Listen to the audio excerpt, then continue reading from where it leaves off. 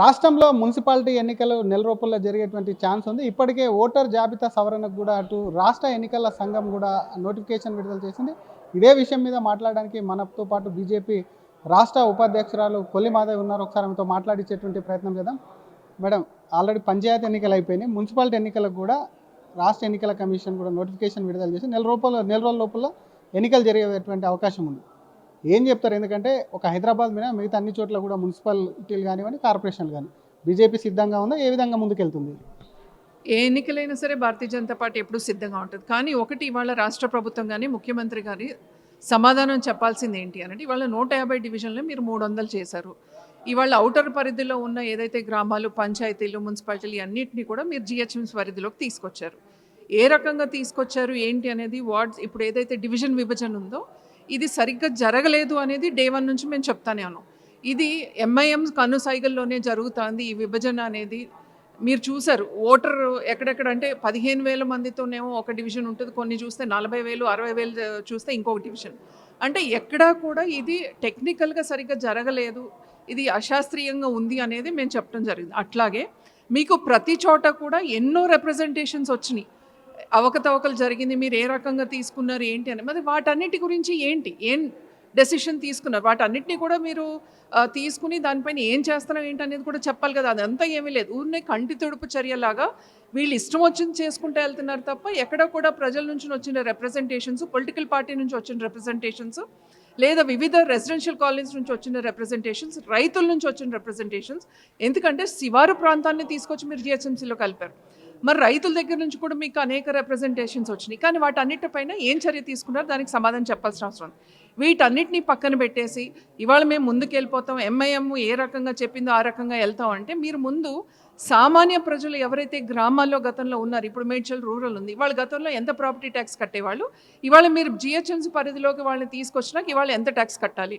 గతంలో పంచాయతీలో ఉన్న వాళ్ళు చిన్న స్థలం ఉన్న ఇల్లు కట్టుకునే పరిస్థితి ఉండేది. ఇవాళ మీరు జిహెచ్ఎంసీ పరిధిలోకి వారిని తీసుకొచ్చినాక వాళ్ళు మళ్ళీ ఒక ఆర్కిటెక్ట్ దగ్గరికి వెళ్ళి లేకపోతే ఒక ప్లాన్ ఎంచుకుని హెచ్ఎండిఏ పర్మిషన్ తీసుకుని ఇదంతా కట్టుకోవాలి అని అంటే వాళ్ళ పైన భారం పడుతుందా పడదా, వాళ్ళకున్న చిన్న స్థలంలో ఇల్లు కట్టుకునే పరిస్థితి ఉంటుందా ఉండదా, వీటన్నిటి పైన కూడా ఇవాళ ముఖ్యమంత్రి గారు సమాధానం చెప్పాల్సిన అవసరం ఉంది. అంటే ఇవాళ సామాన్య ప్రజల్ని ఇబ్బంది పెట్టేటట్టుగా, రైతుల్ని, శివార్లో ఉన్న రైతులందరినీ కూడా వాళ్ళని ఇబ్బంది పడేటట్టుగా ఇవాళ ఈ రాష్ట్ర ముఖ్యమంత్రి ఒక వ్యవహార శైలి ఉందనేది మనకు చాలా క్లియర్గా అర్థమవుతుంది. కానీ జిహెచ్ఎంసీ ఇందులో లేదు. ఎందుకంటే దాదాపుగా రాష్ట్రంలో ఉన్నటువంటి ఒక జిహెచ్ఎంసీ తప్ప జిహెచ్ఎంసీకి సంబంధించి మీరు ఇప్పటికీ అనేక అభ్యంతరాలు తెలిపారు. మీ పార్టీ తరఫున రెఫరెండం ఇచ్చారు, మార్చాలని చెప్పి డిమాండ్ చేశారు. మిగతా మున్సిపాలిటీలు దాదాపుగా రాష్ట్రంలో 117 మున్సిపాలిటీలు కానీ మిగతా 6 కార్పొరేషన్లకు సంబంధించి ఎన్నికలు ఉన్నాయి. అది వరంగల్, కరీంనగర్ ఇటువంటి పెద్ద సిటీస్కి సంబంధించి ఉన్నాయి. అక్కడ ఎట్లా, ఏ యాక్షన్ ప్లాన్? అక్కడైనా సరే ఇక్కడంటే అభ్యంతరాలు ఉన్నాయి, వాళ్ళు కూడా ఆపారు. మీరు తెలిపిన అభ్యంతరాలను కొంత పరిగణలోకి తీసుకునే అవకాశం ఉంది. డివిజన్లకు సంబంధించి ఇంకా ఫైనల్ డిసిషన్ అయినప్పటికీ ఖచ్చితంగా కూడా కొంత దాని మీద బ్రేక్ అయితే వచ్చింది అనుకోవచ్చు. మిగతా వాటికి సంబంధించి ఎట్లా, మీరు మిగతా వాటికి సంబంధించి అన్న ఆహ్వానిస్తున్నారా జిహెచ్ఎంసీ వదిలేసి? ఇవాళ ఎక్కడైనా సరే ఎలక్షన్స్ ఖచ్చితంగా జరగాల్సిందే. ఏ టైంకి ఏ ఎలక్షన్ అయితే అది జరగాలి. ఇవాళ పంచాయతీ ఎలక్షన్స్ కూడా ఎందుకు పెట్టారు అంటే ఇవాళ నిధుల కోసం పెట్టారు. అట్లాగే ఇవాళ మున్సిపాలిటీ ఎలక్షన్స్ కూడా ఒక నిధుల కోసమే పెడుతున్నారు తప్ప అంతకు మించి ఇంకోటి ఏది కాదు. డెవలప్మెంట్ చేయాలని కానీ, లేదా ఈ రాష్ట్ర ప్రభుత్వం ఈ గత 2 సంవత్సరాల నుంచి మున్సిపాలిటీలకు ఏం చేసిందో చెప్పమనండి. చెప్పినాక తర్వాత వాళ్ళు ఇదిగో ఇది చేస్తాం ఇది చేసామని చెప్పి ఒక ప్రోగ్రెస్ రిపోర్ట్ ఇవ్వమనండి. 2 సంవత్సరాల నుంచి కూడా ప్రజల్ని వదిలేసి వీళ్ళు ఇష్టం వచ్చిన ఎజెండాని వీళ్ళు ముందుకు తీసుకెళ్తా అంటే ఆ పార్టీలో వాళ్ళకి ఏం కావాలి, ఏది ప్రయారిటీ అనేటట్టుగా ముందుకెళ్ళారు తప్ప ప్రజల్ని ప్రయారిటీగా తీసుకుని ఎక్కడ కూడా వెళ్ళలేదు. ఇవాళ ఎలక్షన్స్ జరగాలి, ఏ టైంకి ఏ ఎలక్షన్ జరగాలని మొదటి నుంచి కూడా మేము చెప్తాను.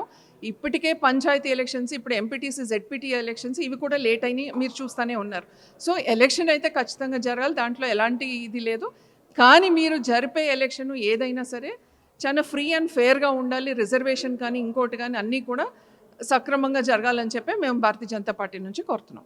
ప్రతిపక్ష ప్రత్యామ్నాయ పార్టీ బీజేపీ అంటుంది కొన్ని మెరుగైనటువంటి సర్పంచ్ స్థానాలు కూడా సాధించారు పంచాయతీ ఎన్నికలకు సంబంధించి. అదే సీన్ కూడా ఇక్కడ కూడా వచ్చేటువంటి మున్సిపాలిటీలో బీజేపీ రిపీట్ చేయబోతుందా, లేదంటే చేతులు ఎత్తేస్తుందా? భారతీయ జనతా పార్టీ ఖచ్చితంగా మంచి స్థానాలు సంపాదించుకుంటుంది. ఇవాళ సర్పంచ్ ఎలక్షన్స్లో కూడా మీరు ఏదో 700 అనే చెప్తున్నారు. ఇవాళ అది ఎక్కడా కూడా సింబల్ లేని ఎలక్షన్స్. అందుకని ఇవాళ అధికార పార్టీ కానీ, గతంలో ఉన్న బీఆర్ఎస్ కానీ ఇవన్నీ మాకు ఇన్ని వచ్చినాయి అంటే మాకు ఇన్ని వచ్చినాయి అని చెప్పుకుంటున్నారు. అలా అనుకుంటే నేను కూడా చెప్తాను మాకు 2000 వచ్చినాయి అని నేను చెప్పగలను. అంటే ఇవాళ నేను చెప్పేది ఏంటంటే ప్రజల నుంచి ఇవాళ అధికారంలో ఉన్న పార్టీ పైన వ్యతిరేకత ఎంత ఉందనేది మీరు ఆలోచించుకోవాల్సిన అవసరం ఉంది.